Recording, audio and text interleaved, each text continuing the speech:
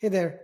For those of you who are not familiar with our APIs yet, take this video as an introduction to our APIs.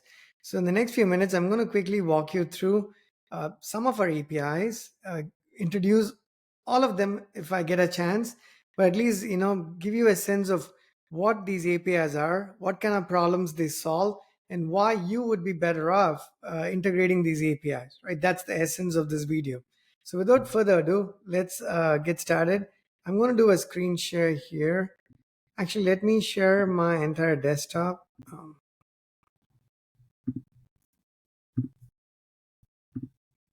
Okay, there you go. I've shared my entire desktop here. I want to do a couple more things.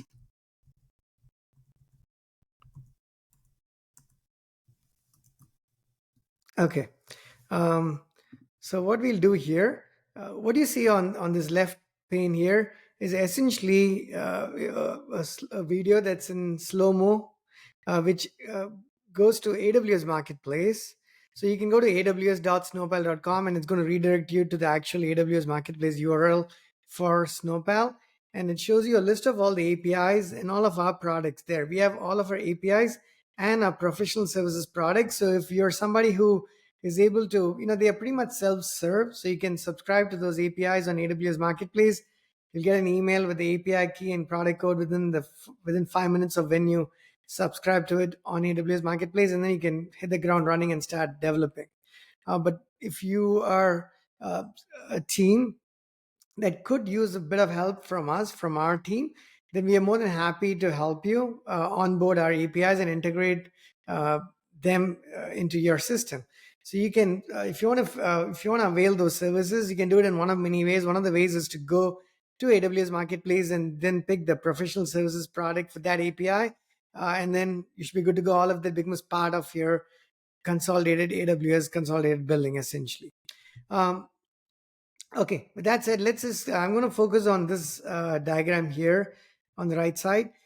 Snowpal APIs, they are on AWS Marketplace, as I've mentioned more than once already, but they're also on other API hubs. So if you prefer to consume them from a different hub, it could be, I don't know, Open API Hub, which has been rebranded to another name recently, or it could be Rapid API. It doesn't matter, honestly. So you can essentially go to one of these hubs where our APIs are already available, or if you have a preferred API hub where you don't find our API and you're like, hey, you know what? It'll actually be convenient for us if your APIs are on those on that particular hub.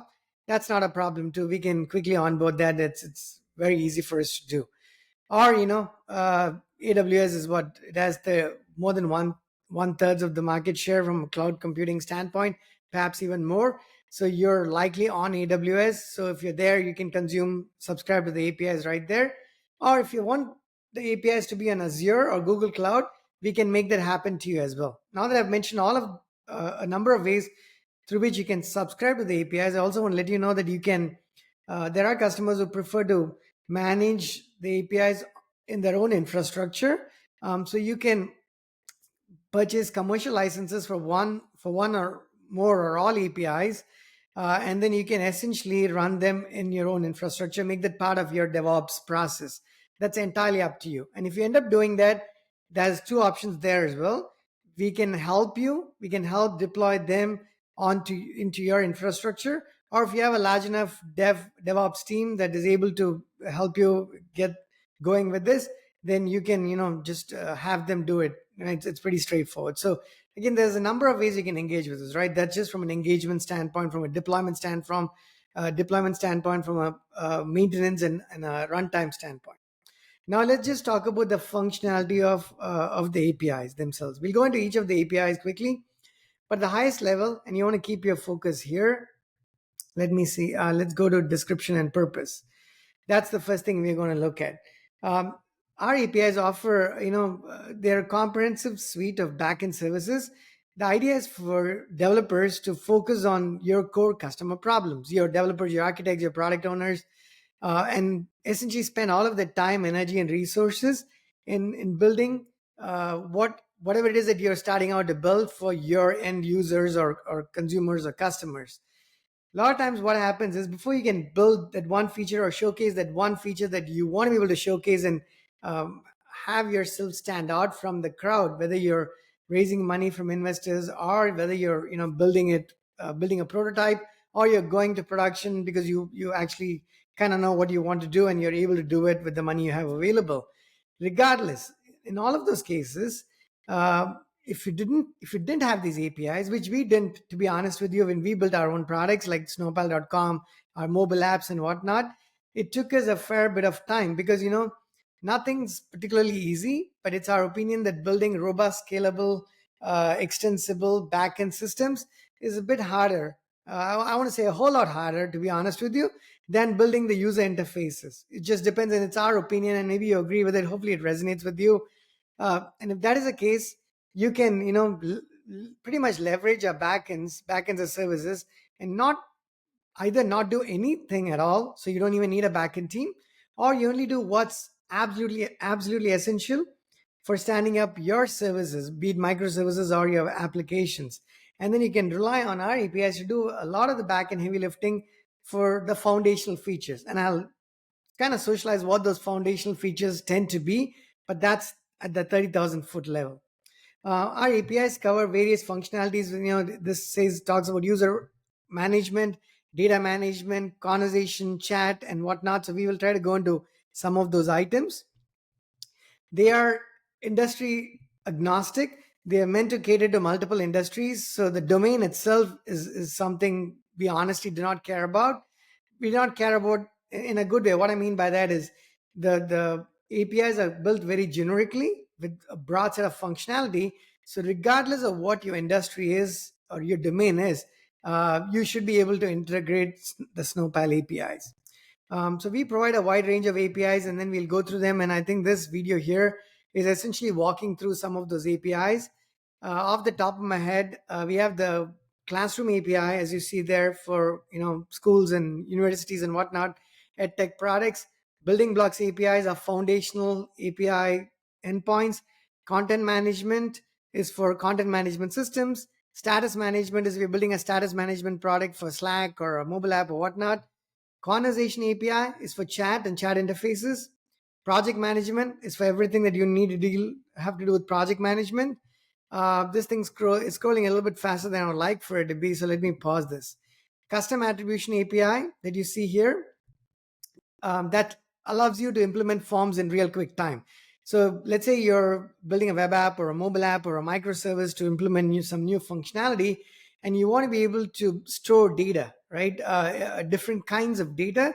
You want to start with you want to integrate the custom attribution API, because we support a number of different data types. So let me take a simple example. If you want to have a field for, for location, somebody enters an address, they have to pick a country, then a state, a county, and then a city, right? 4 levels, some of which probably is a drop down with a list of predefined values, because you have defined cities and counties. But counties, it's easier to pull up from a drop down. Maybe city, you want for them to be able to type and whatnot. So you want to build that simple component, and you want to only focus on how you want to present that to the user on your web app or the mobile app, how it gets persisted on the back end. That's something that you don't have to worry about, because this API provides a number of endpoints to facilitate the persistence of that particular field. That's just one example. So you can imagine, even on our product, snowpal.com, which is a rich project management platform, we have a number of different types of fields. And for each and every one of those fields, we do not have to reinvent the wheel. We just leverage our API to persist this data, essentially. So that becomes a black box to you. Now, again, if you want to manage this data, you can purchase licenses to these APIs and run them in your infrastructure and point them to your own databases. Or if you want to leverage our backend, either entirely so even in production, which people do, or maybe just for prototyping to get things up and running really quickly, then you can just subscribe to it, and then the data ends up living in our on AWS, essentially, right? It's all in the cloud and it's secure, and we support multi-tenancy, so your data is going to live entirely separately from someone else who's subscribing to these APIs, to be very clear. Next, we have the access control API, which is basically anything that's ACL related. You want to secure your application, you want roles, privileges, all kinds of permissioning, members and teams and whatnot.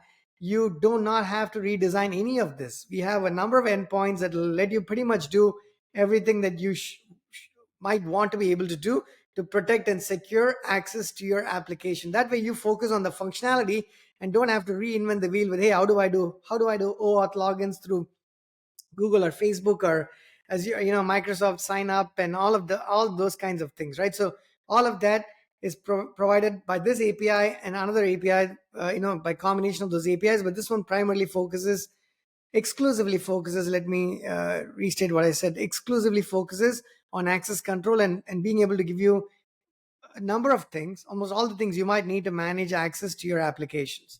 The rest of them are professional services, so I'll just let that roll there. Features of the APIs, I think we talked about some of these features here, so we can keep going. How to integrate the APIs? Again, integrating the APIs is pretty straightforward. I mentioned you can subscribe to them or purchase these licenses. And if you subscribe to them, it's very simple. You go there, 2 clicks or 3 clicks, you're going to be redirected. You're going to hit subscribe, and you're going to purchase subscription to that on this page. It'll redirect you to our page, which collects a couple of basic pieces of information like your email address and whatnot. So we can actually email the product code, API product code, and the API key to you. You should get that email within 5 minutes of someone in your team subscribing to the API.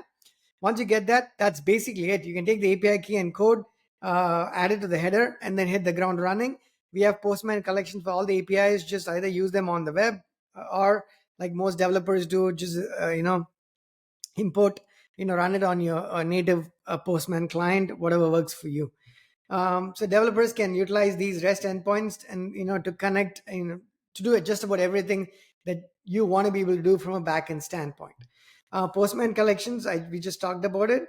By leveraging our APIs, developers, your team can significantly reduce time to market. So if you think it's going to take you 6 months to go live, if you use our APIs, it's probably going to take you like 2 months, maybe not even that, because you have the luxury of focusing on building your app and only focusing on that functionality and not worrying at all about how the backend actually works.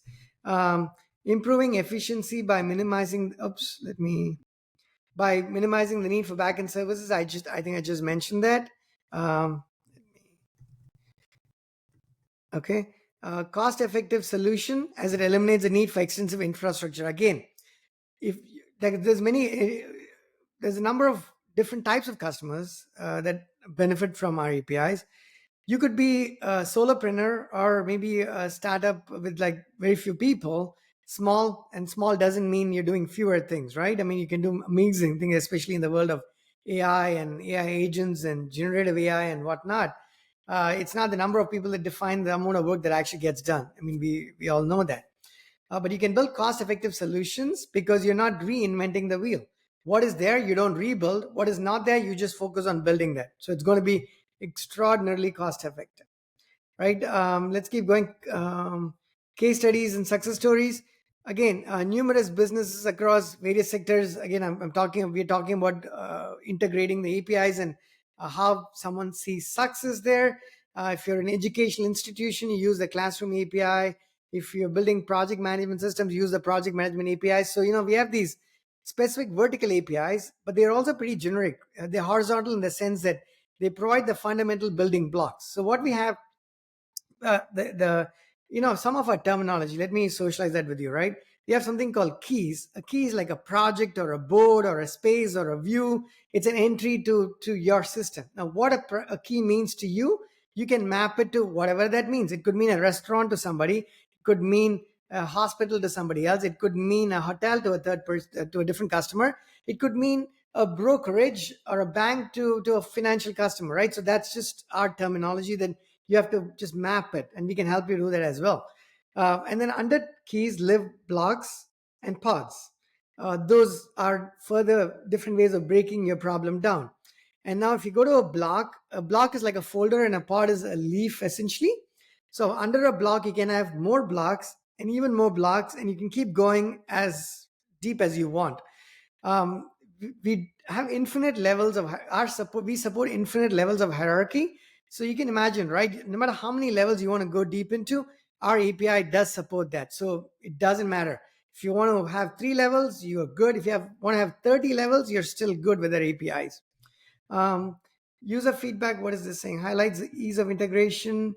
Um, it just talks about the, uh, let me read that out, right? It says user feedback highlights the ease of integration. In other words, how quickly you can integrate APIs. How good is it if it's awesome, but it takes you a lot of time to integrate and learn and adapt and consume and all of that kind of stuff.